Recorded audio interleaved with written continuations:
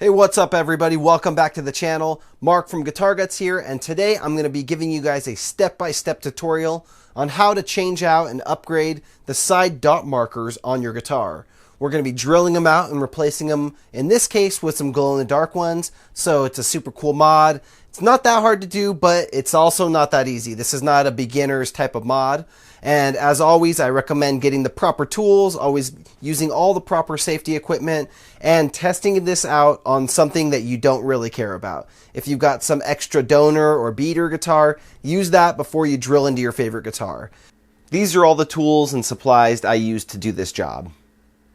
I used a drill, a 1/8 inch drill bit, masking tape, calipers or drill gauge, a center punch, some thin CA glue, a set of cutters, an X-Acto knife with chisel blades, some 600 grit sandpaper, and the proper oil to rehydrate your fretboard and neck at the end of the job.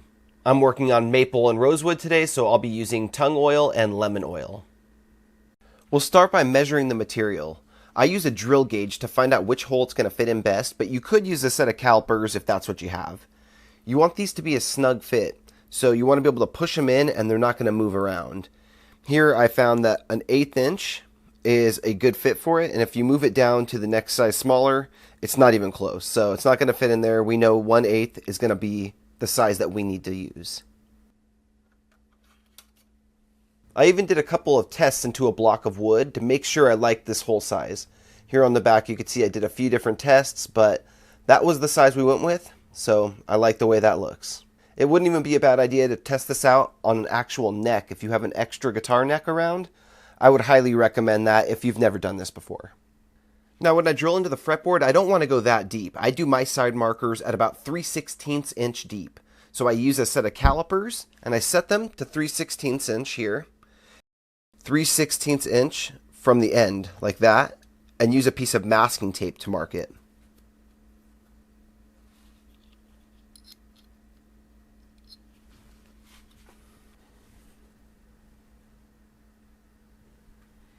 Now when I go to drill the hole, I'm going to stop when the tape hits the fretboard, and I know I've gone about 3/16 of an inch in.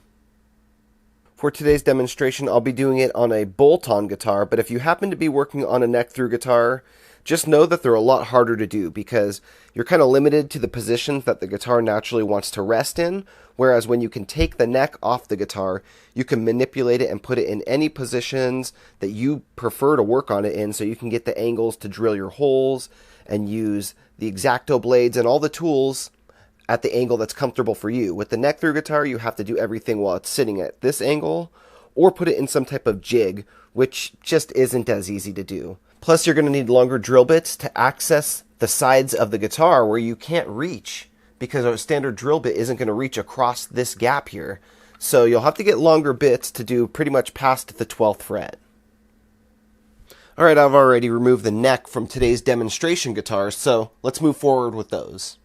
The first step is going to be to mark where we're going to drill our holes. So I'm using a center punch here and just punching in on the existing side markers because we're going to put them in the exact same place. If you've never used a center punch before, when you press down, it's spring-loaded and it'll create a divot on the surface so that your drill bit isn't going to wander around. It's a great little tool, and it's a must-have for working on guitars. Now I'm simply just going up and down the side of the fretboard and drilling out all the old fret markers. In this case, I'll be replacing them with slightly larger side marker dots, so I'm going to be drilling them out a little bigger than the existing ones. Next, I'll add a drop of CA glue to the hole I'll be doing next. I only do one hole at a time because the glue will dry in the next hole by the time I get to it. This glue dries really fast, so you have to work fairly quickly. This side dot material comes in a stick form, so I insert the whole stick into the side of the fretboard so I can get it in there and secure it. It should be pretty snug and you'll feel it sort of lock in.